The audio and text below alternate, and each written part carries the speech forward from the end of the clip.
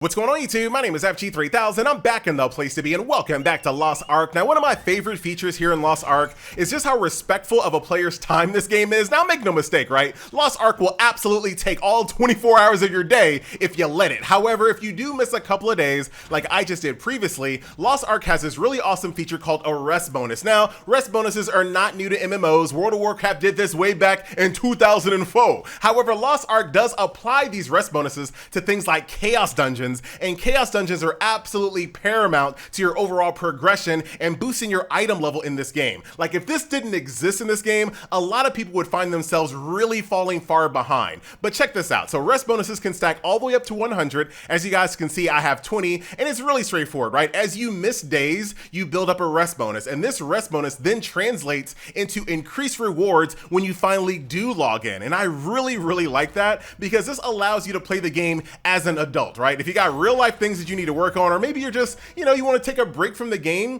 it's not going to have a negative impact on your overall progression in the game. Now, of course, you can get more if you log into the game every single day, play 24 hours a day. There's no substitute for that. But for players that, like I said, you got some other things you want to do, real life calls, you can always come back to the game, kind of manage your rest bonus to ensure that you're getting the maximum amount of rewards as possible, and you're not falling that far behind the curve. Because, when it comes to dailies were added into the game to force players to, guess what? To log in daily. But the problem with dailies is that I think that they contribute to burnout quite quickly.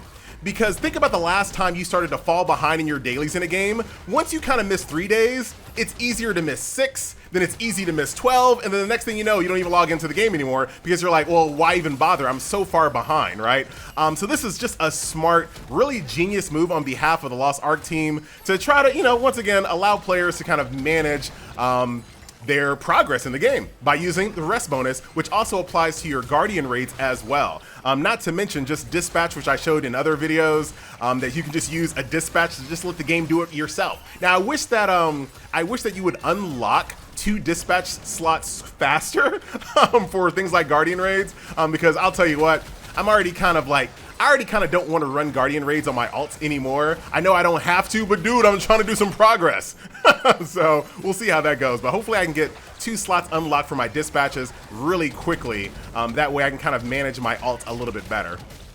But here we are inside Chaos Dungeons. Once again, if you haven't played this game yet, Chaos Dungeons is your closest connection to Lost Ark in games like Path of Exile or Diablo. You just go in here with a group of friends. There is almost no fear of losing in this at all. Like, I can't imagine a scenario where someone would fail a Chaos Dungeon run. You just go in here, you destroy everything, and you get rewards. Pretty straightforward, and these rewards are really important when it comes to honing your gear, which then of course increases your item level, which then of course increases the amount of content that you can tackle and dungeons that you can partake in. So very important thing here. There's also a little MVP system here as well, so if you really want to try to compete, I don't know if it really means anything because I haven't gotten it yet. But you can kind of compete against other players to see who does the most damage, etc. But I just go in here and I just go ape.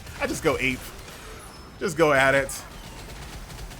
Very nice. It's such a little stress reliever as well. Sometimes, you do love to have challenging content. You're right. Guardian raids is that. The abyssal dungeons are that. Oh wow, am I about to die? I was like, no one dies in these raids, and dude, I was taking some damage. There's always a time and place for challenging content, right? Like I said, Guardian raids, abyssal raids. Plenty of places in this game for challenging content. Sometimes you just want to turn your brain off and just destroy. I can't even imagine how much fun certain classes have in this gameplay mode, maybe like berserkers and sorcerers that just completely like rain havoc. My soul fist is still fun, don't get it wrong, but I will say that maybe my scrapper is actually more fun in these chaos runs. I don't mind doing my my scrapper chaos dungeon dailies at all. Not even a little bit. Just letting loose. Now, sometimes I want to do a Kamehameha in this gameplay mode, but dude, people just kill things so fast. It's like not even worth it. And I say Kamehameha, I meant Spirit Bomb. You know what I'm talking about. Kamehameha just comes out easier. Literally, it does. Even in the anime. All right. So here we go. I'm almost about to be complete with my Chaos Dungeon weekly as well. And I just got myself a cube entrance ticket, which is the first time I ever received one of those. So I guess I'll check out what that is a little bit later. Like I'm familiar with the term cube dungeon, but I haven't actually partaked in a cube dungeon just yet. So more to come on that. Now, dude, I know this game is anti-mods, right? I don't think we'll ever see mods inside Lost Ark, but dude, I wish I had a mod that would just give me a bigger indication of which version of Super Saiyan I'm in. Because I always I'll look down and I'll be like, oh man, I've been in Super Saiyan 1 like for the last 5 minutes. Sometimes I remember, sometimes I forget. It's like right now I'm in Super Saiyan 2. And as soon as Super Saiyan 2 is about to end, I need to pop to Super Saiyan 3 to kind of maximize my uptime. If I don't, I lose out on all my Super Saiyan ability. Why do I call it Super Saiyan? Well, you want me to call it hype? Hype meter? That sounds terrible.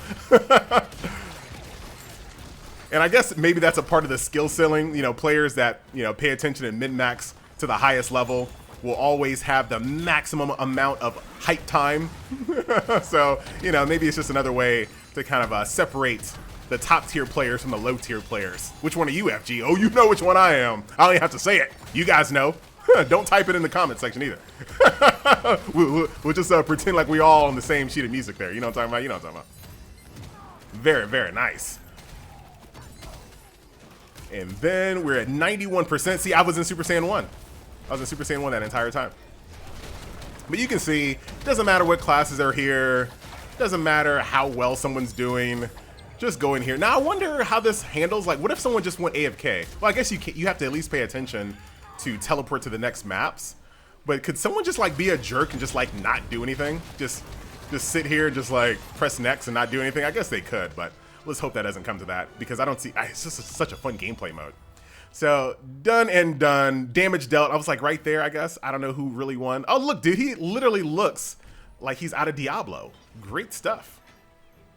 All right, I got a new quest, go near the cube. So nice little cube dungeon quest there to introduce me to those mechanics. Very, very nice. So just defeated my little cube dungeon, or my chaos dungeon run there.